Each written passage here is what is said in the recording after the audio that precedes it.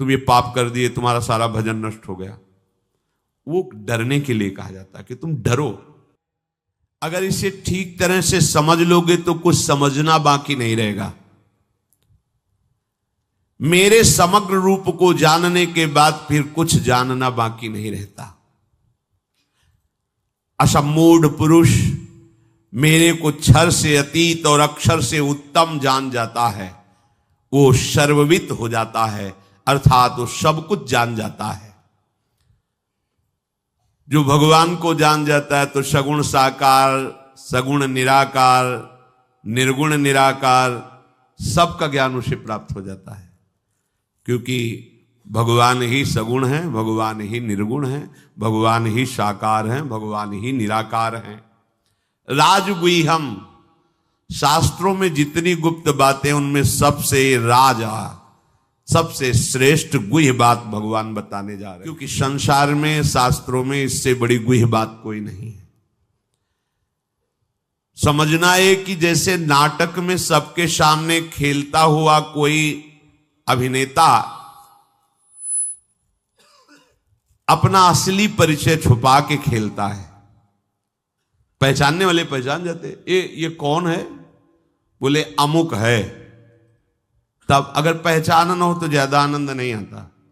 पहचान, अच्छा अमुक अमुक, हाँ अच्छा वो अमुक अमुक, ऐसे ही नाटक खेल रहा जगन नाटक वही भवा, तुम्हारी पहचान नहीं इसलिए तुम आनंद नहीं लूट पा रहे हो। टीवी चलाने की बढ़िया जरूरत है। त्रिगुण माया के द्वारा वही एक ही अच्छा, अन्य नौटंकी नाटक सिनेमा में तो अलग अलग विलियन अलग और हीरो अलग और सब अलग अलग होते, पर हमारे इस जगन नाटक को वैभवा में वही विलियन भी बना हुआ है, वही हीरो बना हुआ है, वही सब।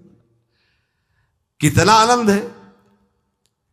एक अभिनेता एक अभिनय करके तुम्हारे मन को चुरा लेता है। उसमें बहुत नाटक कलाकार होते हैं, और जब एक ही कलाकार बहुत से नाट्य एक साथ करके रिझाए तो तुम्हारा कैसा मन होगा। तो तुम देख ही नहीं पा रहे हो। एक कलाकार, गजब की कला यार। देखो इतने लोग हैं और पूरा सृष्टि है, माथा, नाक, आंख, मुंह बिल्कुल ऐसे ही बना है, ऐसे ही सब अलग अलग पहचाने जा रहे हैं। अमुक अमुक अमुक अमुक अमुक। ये होता कि किसी की नाक यहां है, किसी का ऐसा है, कुछ हो इधर उधर, तो होता हाँ अमुक अमुक पहचान में आ गए। यहां तो बिल्कुल ऐसे ही सेम टू सेम, और पहचान अरबों खरबों अनंतों की बिल्कुल पहचान। थोड़ा बड़ा एक सा मिलता कभी कभी पाया जाएगा, बोले ये एक साथ प्रकट हुए दोनों, तो थोड़ा सा अंतराय मिलेगा। कैसा नाट्य खेल, अच्छा वही एक है, गजब का खेल कर रहा है हमारा कृष्ण। वही एक अनेक रूपों में, ये तो केवल 84 लाख योनियों में एक योनि की बात कर रहे हैं। नाकान नीचे उतर के देखो, और सांप देखो तो कई कोटि के सांप, अजगर, दुमुहा, क्या कौन कौन से, वो घोड़ा वाला कोबरा, क्या कितने है, किंग कोबरा बड़े। अब देखो वही वाला खेल रहा है। पक्षियों में आ जाओ, चींटी, कितने लाल चींटी, पीली चींटी, ये चींटी, वो चींटी, बस देखो पूरी, और सब अकेले बना हुआ है। भैया इतने बड़े नाट्य कलाकार प्रभु को तुम देख के राजी नहीं हो रहे, क्योंकि तुम देख ही नहीं रहे हो। तुम उस अभिनेता को पहचान ही नहीं पा रहे हो। जो पहचान लिया वो जीवन मुक्त हो गया, परमानंद हो गया, उसके सिवा कोई नहीं खेल रहा। मत्ता परतरम नान्यत किंचिदस्ति धनंजय। ये अत्यंत गोपनीय बात है कि इस नाटक में केवल मैं ही खेल रहा हूं। देख लो, कह रहे हैं कि भगवान ने हमें क्यों फंसा दिया, तब हंसी आती है कि प्रभु आप ही फंस गए हो, भगवान ने थोड़ी फंसा है, आप ही फंस गए हो। आप छूटो, खत्म हो जाएगा, क्योंकि आप कोई और नहीं हो, वही हो, वही तत्त्वम अश, वेद कहता है तत्त्वम अश। भूल गए, छोटी छोटी आसक्ति और ममता में फंसकर तुम अपने को देहधारी मानने लगे, विषयी मानने लगे, अपने को भोगी मानने लगे, पापात्मा मानने लगे। ये आपकी मान्यता है ना। आपने कभी अपने को माना कि मैं भगवत स्वरूप हूं? कहां माना? वही मनाने के लिए तो भगवान ने आपको अवसर दिया। बिल्कुल बिल्कुल वही वही बैठा है। तो बोले तुम हो ही का, तुम हो कौन? ये पंचभूत हैं, अंदर मन है, बुद्धि, चित्त है, अहंकार है, 5 ज्ञानेंद्रियां, 5 कर्मेंद्रियां हैं, त्रिगुण माया का स्वभाव है। तुम कौन हो? कौन हो तुम? अगर उत्तर मांगा जाए, बोले हमको भगवान ने फंसा दिया। ठीक है, तुम कौन हो? कहां से फंसे हो? अभी ऑपरेशन हो जाएगा। आप अपने को नहीं जानते तो तुम भगवान के ऊपर दोषारोपण क्यों कर रहे हो? तुम कौन हो जान पाए? जब जान लोगे तो प्रश्न खत्म हो जाएगा। तुम खुद फंस गए, इसको मैं मान लिया, इसी में फंस गए। नहीं, देखो तुम, जैसे हमारा हाथ है, तो हमारा हाथ है, मैं हाथ तो नहीं हूं ना। मैं हाथ ऐसा कभी बोला? हमारा हाथ, पूरे ढांचे को हमारा शरीर, फिर अंदर घुसो, हमारा मन आज नहीं लग रहा, हमारी बुद्धि, ये तो नहीं कहा मैं मन नहीं लग रहा, नहीं, ऐसा नहीं बोलता, कोई भी नहीं बोलता। हमारा मन, हमारी बुद्धि, हमारा चित्त आज अशांत है, ऐसा हमारा। और अंदर घुसो, ये हमारा स्वभाव नहीं है कि हम तुम्हारी बात बर्दाश्त कर लें। ये हमारा स्वभाव नहीं कि हम गुस्सा करें। स्वभाव भी तो तुम नहीं हो ना, तुम ही बोल रहे हो ना हमारा स्वभाव। अब मैं परिचय लिया कभी तुमने? ऐसा शीशा ही नहीं पैदा हुआ कि उस मैं को दिखा सके तुम्हें। वो गुरु के पास है ज्ञान दर्पण। जब उसमें देखा तब पता चला कि जो था है रहेगा वही तो है। जो माना हुआ भ्रमात्मक था खत्म हुआ तो बचा क्या? ब्रह्मविद ब्रह्मयु भवति। तब निकलने लगा हम ब्रह्मास्मि, मैं ब्रह्म हूं। खत्म।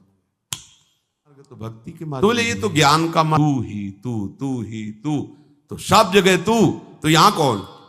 नाहिन रहे ही माठौर नंद नंदन। अच्छा, अब तुम कहां हो? बोले मैं तो हूं ही नहीं। तो बचा कौन? नंद नंदन। आ गए ना। ब्रह्म नहीं, माया नहीं, नहीं जीव नहीं काल, अपनी शुद्ध ना रही, एक रहे हो नंदलाल। भैया तुम्हारी सत्ता ही नहीं है, काहे को ब्रह्म में फंसे दोष लगा रहे हो कि भगवान ने बांध दिया।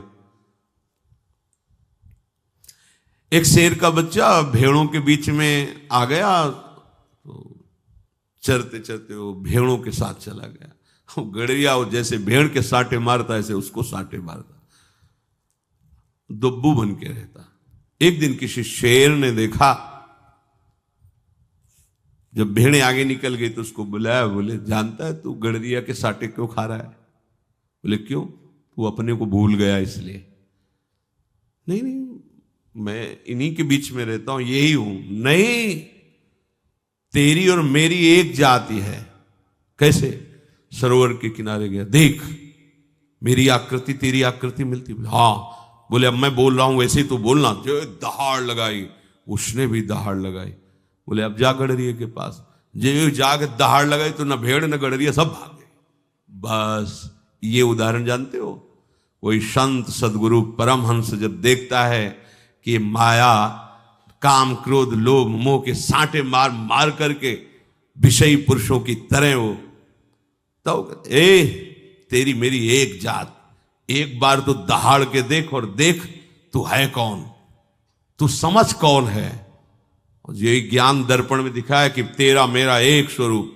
अब लगा दहाड़ तो कहीं माया राधा, कहीं माया नहीं, कहीं काम क्रोध नहीं। हम फंस गए हैं किसमें? अपने में। अपने को भूल करके ये माना हुआ अपनापन, इसमें पक्की बात समझो, ये जब तक समझ में नहीं आएगी भटकना नहीं मिटेगा। ये बहुत फंसाव है, कहां कहां फंसे रहते हैं, ज्ञान में भी फंसे रहते हैं। ज्ञान तभी सार्थक जब बोध हो जाए।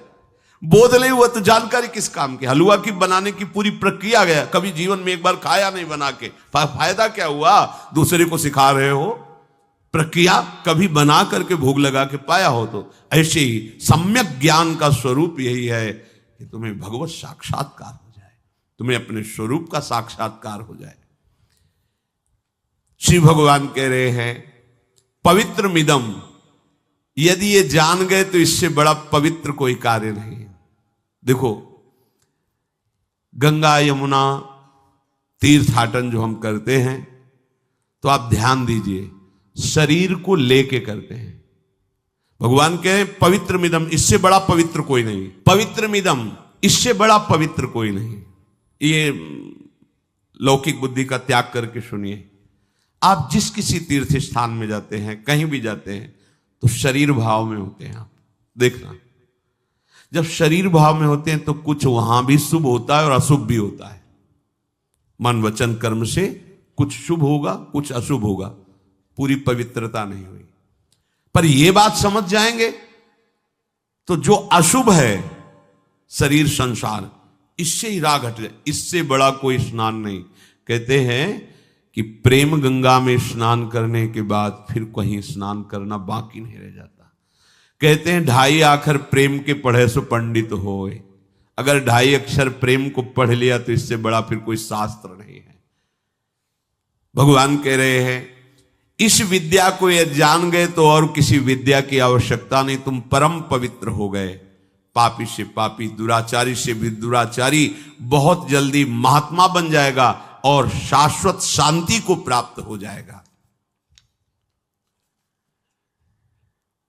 ना ही ज्ञान सदसम पवित्र में ही विद्यते, जब तक ज्ञान नहीं होता तब तक पवित्रता टिकती नहीं है।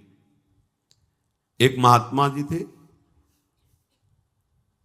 जब तक सत्संग नहीं मिलता तब तक शुद्ध प्रकाश नहीं होता ज्ञान का।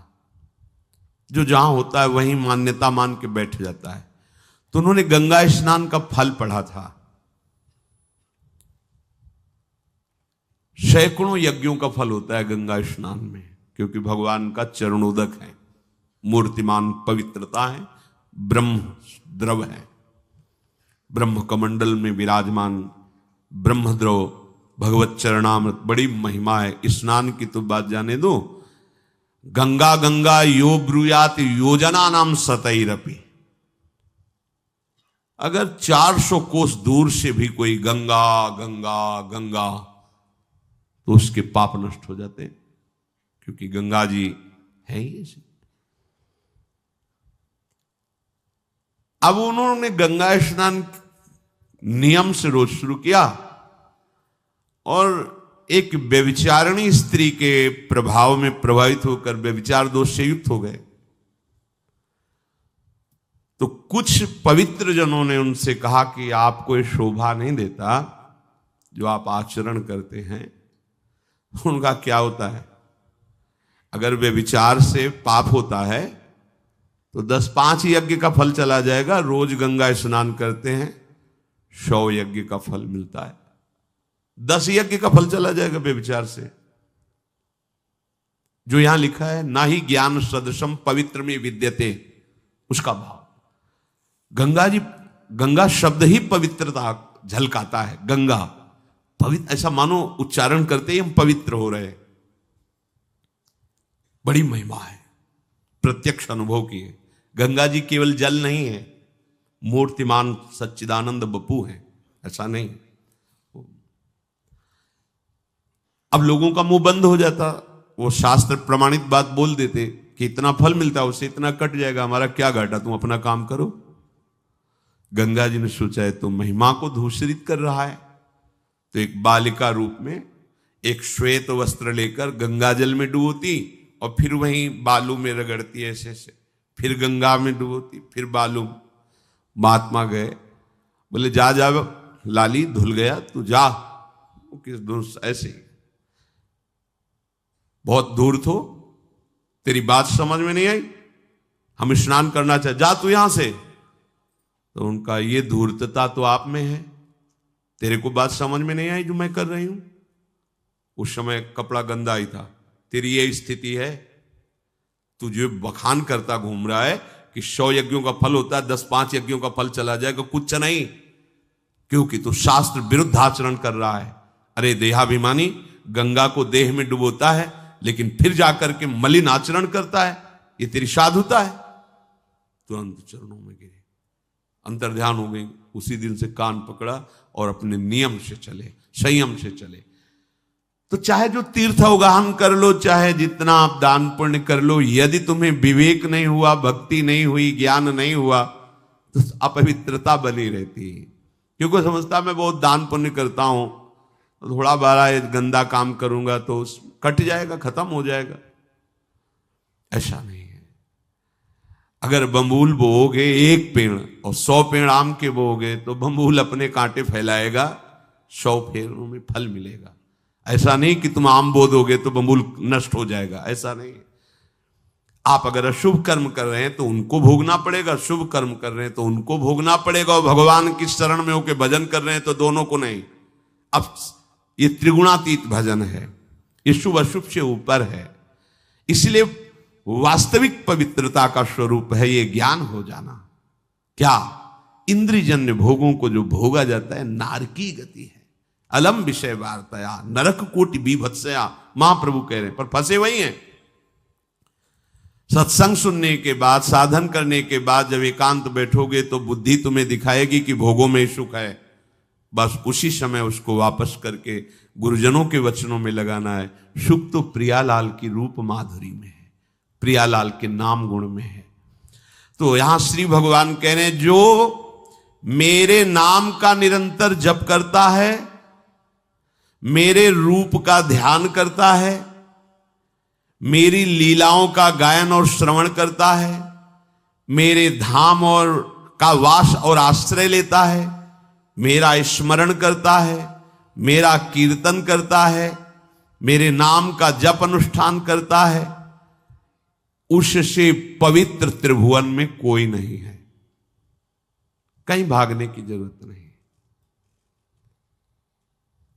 कबीरदास जी ने यही नाम की जय घोष करके कहा था, यदि काशी में मरने से सबको मोक्ष मिलता है तो मैं नहीं मरूंगा काशी में, मगहर की पार्टी में मरूंगा। राम राम जीवन भर जपा है तो मैं अन्य किसी प्रभाव से मुक्त होना नहीं चाहता, मैं उसी नाम से मुक्त होऊंगा। सबसे बड़ा पवित्र और मोक्ष धाम, प्रेम धाम भगवान का नाम है। आप जहां कहीं भी हो, मान लीजिए इससे बड़ा कोई चमत्कार नहीं, आप करके देख लीजिए। जीवन में कई बार ऐसी समस्याओं को देखा है कि यदि नाम ना बचावे तो गया, शरीर गया, भाव गया, उपासना गई। माया के ऐसे थोड़ी खेल हैं, एक क्षण में एक दांव फेंकेगी, धोबिया पछाड़ छाचित गिरोगे। पुरानी खिलाड़ी है, कोई नई नहीं है, भगवान की शक्ति से संपन्न है वो। एकमात्र भगवान के नाम ने जीवन में बचाया है। जहां नाम पुकारा चमत्कार प्रकट हो गया भगवान का, समस्या ध्वंस हो गई। बड़ी बड़ी समस्याओं को देखा है। नाम जैसा कोई पवित्र नहीं। नाम जापक जहां बैठ जाता है वहां की रज परम पावन हो जाती है। मान लो भैया, इसमें कोई पैसा नहीं लगता, इसमें कोई धोखा नहीं। एक बार बोला कृष्ण, एक बार बोला राधा, ये भगवान के पास जमा हो गया। इसका हिसाब अमोघ होगा, ये कभी नष्ट नहीं होगा। जैसे कहा ना, तुम ये पाप कर दिए, तुम्हारा सारा भजन नष्ट हो गया। वो डरने के लिए कहा जाता है कि तुम डरो। सारा भजन नष्ट हो जाने का मतलब अब तुम्हारी भजन में रुचि नहीं रहेगी, पर अभी तक जो भजन किया है वो जमा हो गया। भजन अविनाशी है, भजन कभी नष्ट नहीं होता, ध्यान रखना। एक बार राधा का ये कभी नष्ट नहीं होगा।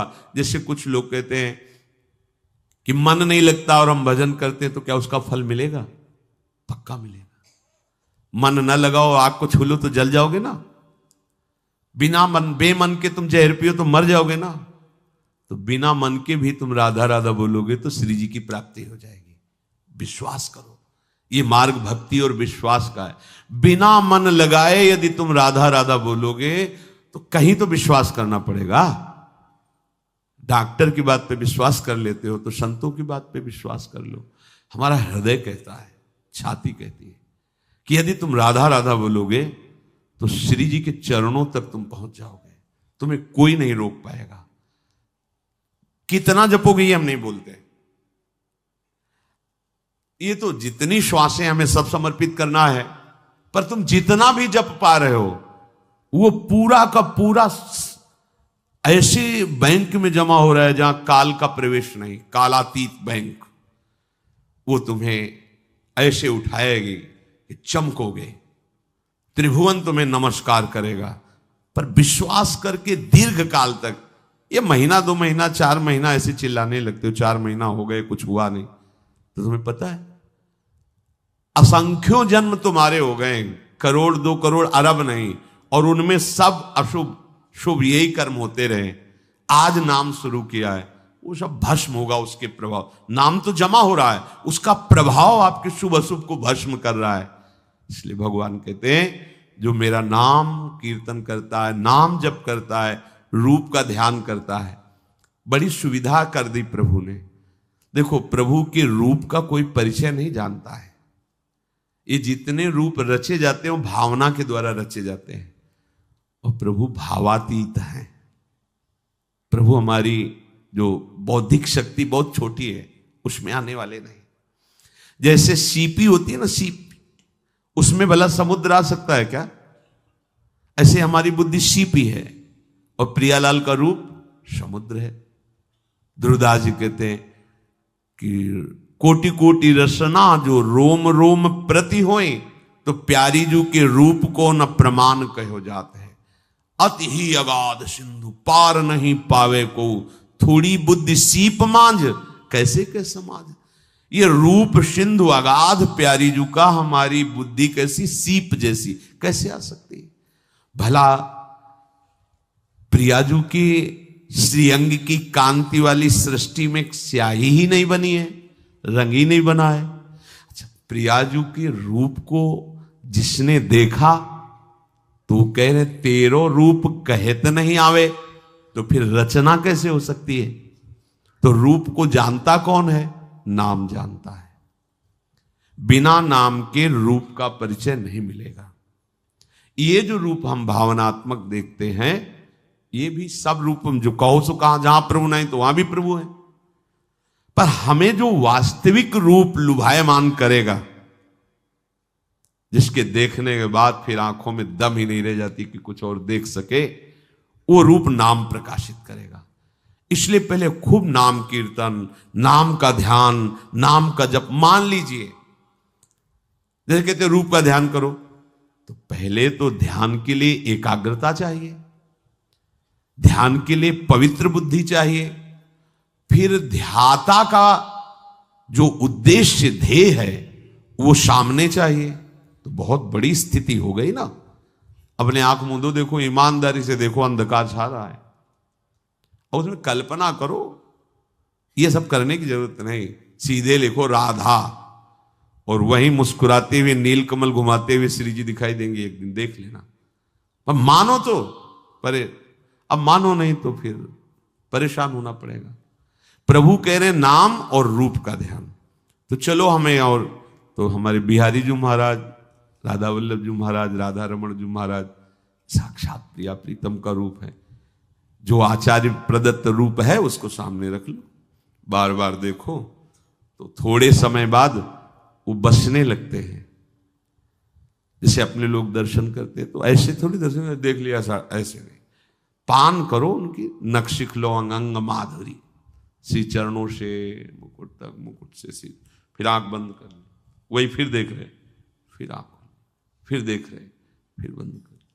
अब लगा कि हाँ आंख बंद की, निकल गए, रूप माधुरी को बसा के, या उनकी छवि रख ली। बार बार एकांत में देखना, वो चित्त चोर हैं, चुरा लेंगे तुम्हारे चित्त को। अब एकांत में बैठ के प्रपंच चिंतन करोगे तो प्रपंच चित्त चुरा लेगा, प्रभु का चिंतन करोगे तो प्रभु चित्त चुरा लेंगे।